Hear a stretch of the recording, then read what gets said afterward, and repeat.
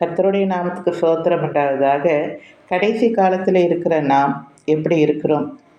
கொஞ்சம் யோசித்து பாருங்கள். நோவா காலத்திலே நடந்தது போலவே மனுஷகுமாரன் வரும் காலத்திலே நடக்கும் என்று சொல்லப்பட்டிருக்கிறது.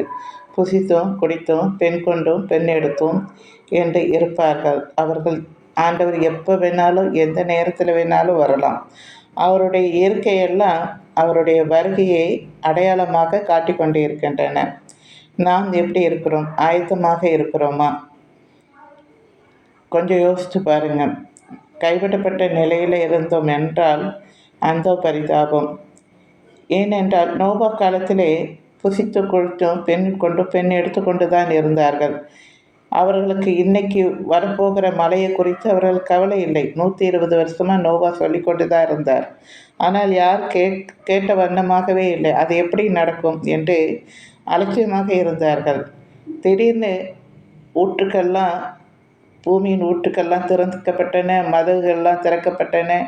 மழை அப்படியே ஒரே நாளில் கொட்டி 2 மாடி நிரம்புகிற மாதிரி. இப்போல்லாம் சில நேரத்தில் மழை பெஞ்சு 2 மாடி முழுகி போடுனதுன்னு என்று டிவியில் நியூஸ் பார்க்குறோம் அல்லவா? அதே மாதிரி அந்த காலத்தில் அப்படி கொட்டிச்சான் மழை. கொட்டி 40 நாளில் மலை குன்றுகள் எல்லாம் அப்படியே நிரம்பி ஒருத்தர் கூட விடலை. எல்லாரும் இறந்து போனாங்க. நோவா பேழையில் இருக்கிறவங்க மட்டுமே காக்கப்பட்டார்கள்.